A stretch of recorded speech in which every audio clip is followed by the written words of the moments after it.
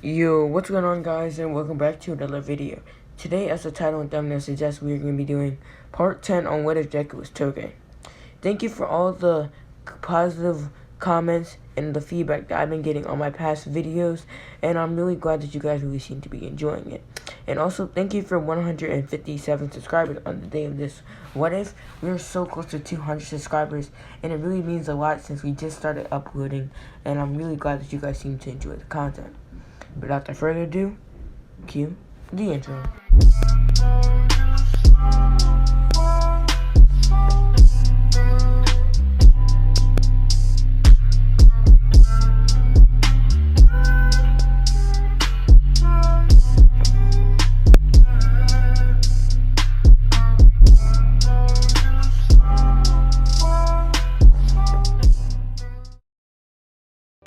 Alright, so we have a 2-week time skip until the night of the Stain attack. We see Hawks, Izuku, and Bakugo going on their weekly patrols, with Hawks saying, "Alright, now you two stay right here. I'll be right back. There's supposedly a very powerful villain here, so you just patrol this area, and if anyone attacks you, make sure you only get enough force to restrain them. You know, as heroes, we're not allowed to kill anyone." As they said, "Yes, Sensei." Hawks gives a thumbs up as he shoots out his wings, preparing to take off, going in search for the villain Stain. Well, the hero killer Stain. At least that's what the media was calling him. As we see Izuku and Bakugo going on their patrols, as they stumble into an alley, as they say, "Hey, wait up!" as they see a perk running with a woman's pocketbook.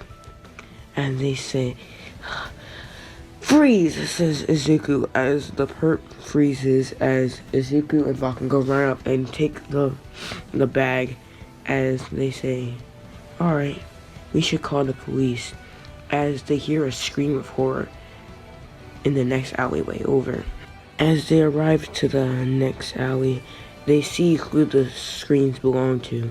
It was their classmate Tenya Ida, with a sword going straight through his shoulder, almost reaching his heart. As they see the pro hero Manimal laying on the floor right beside of Ada, with Stain having a viciously evil smirk on his face, saying, "All you fake heroes can die," as he was trying to reach for his other sword and stab it into Ida's brain, killing him. When we see Izuku just run out and say, "Freeze!" as for a short period of time, Stain's whole body froze, and this was enough time for Bakugo to get Ida away from the scene, as he brings them to the alley where they just caught the common crook. As Bakugo says, "Ida, explain what's going on, and why are you attacking this villain?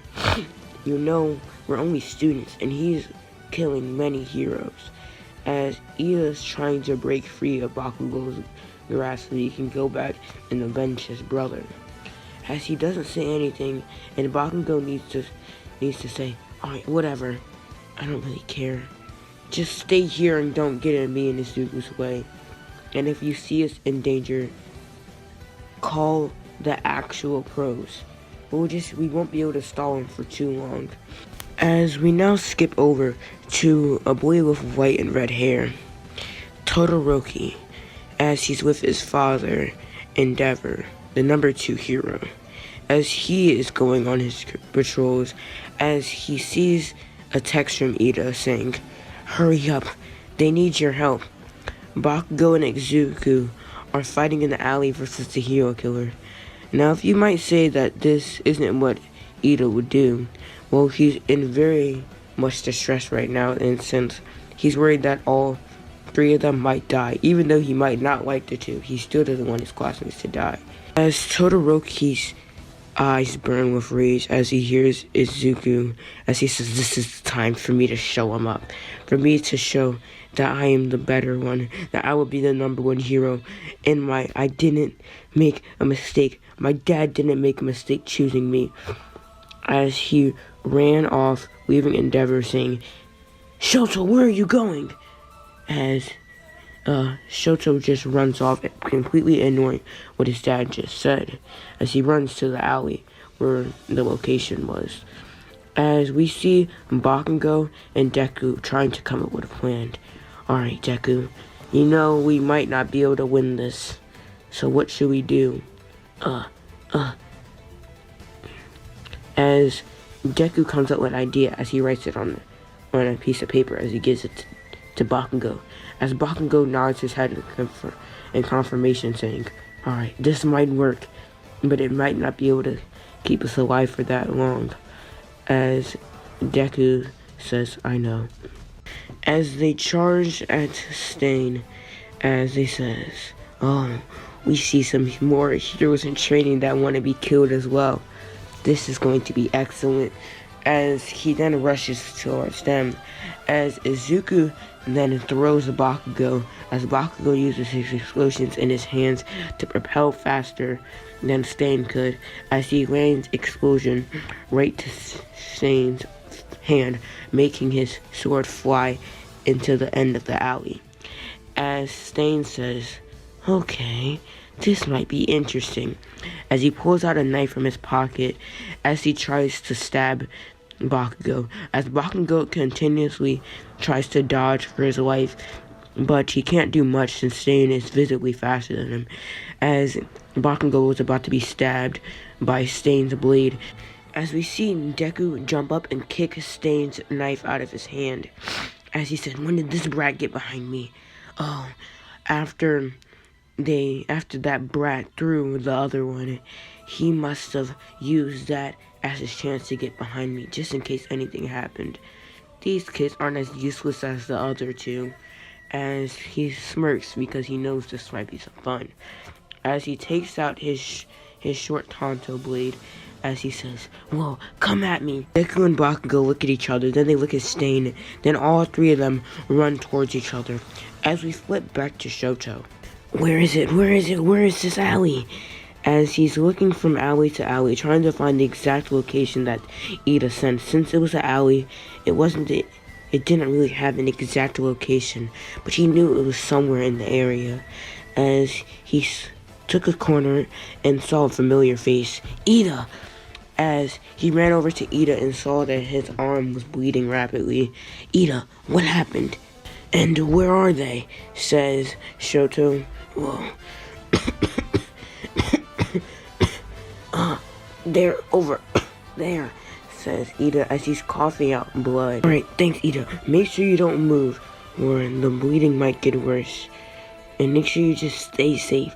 As he runs off, uses his ice to slide on so he can get to the location faster. As we flip back to Bakugo and Izuku, as they were just slammed into the wall by Stain, as Stain says, you put up a good fight, but now it's time for me to put you out your misery.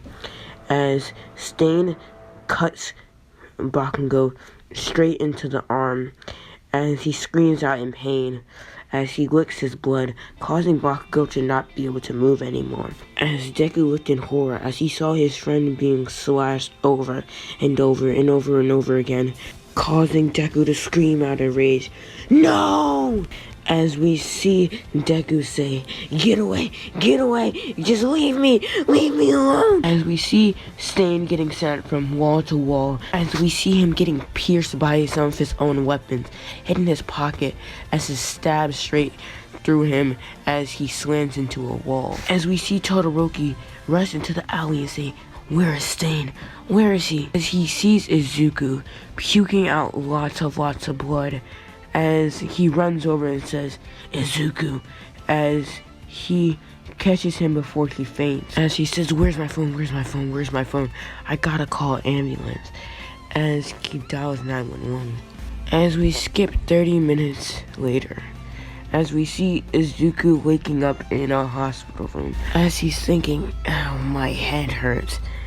As he looks around and seeing that Bakugo is in the bed right next to him, as he looks over to his friend and sees that he's wrapped up in all sorts of bandages, as he has many of things being hooked into him, trying to keep him alive.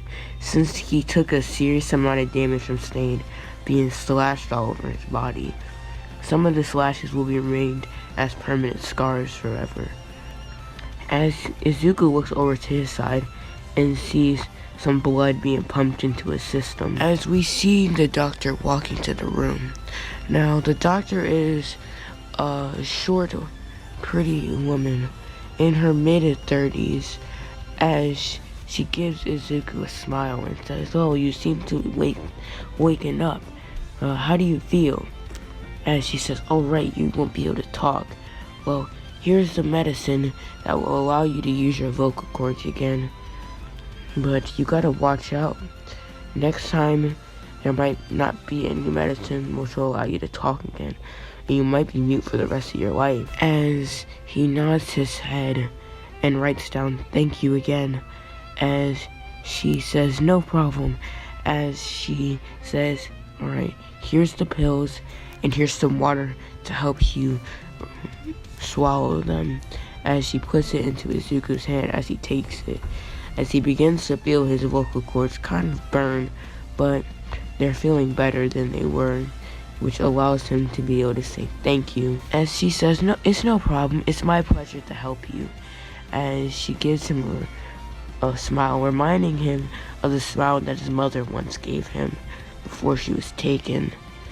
As he tightens his fist, as he looks over to his friend and he writes, "Is he going to be okay?" As she looks at the pad and she says, "Well, I'm gonna be honest with you, kid. Your friend took a lot of damage, and if it wasn't for that boy, he might have died from the blood loss." As he looks, as he remembers when he saw his friend being slashed and butchered like a wild animal, as a tear starts to fall from his eye. As she says, "Well, we'll know in the morning, and you guys won't be able to leave for a while, so you should make yourself comfortable." Alright, so this is where we're going to be ending this video. Sorry for this video being so short, but I'm promising that the next videos will be back at its normal length. Some things came up and I can't finish this video. So yeah, but hopefully you guys enjoyed this. And I'm checking my channel, and we have 170 subscribers, man.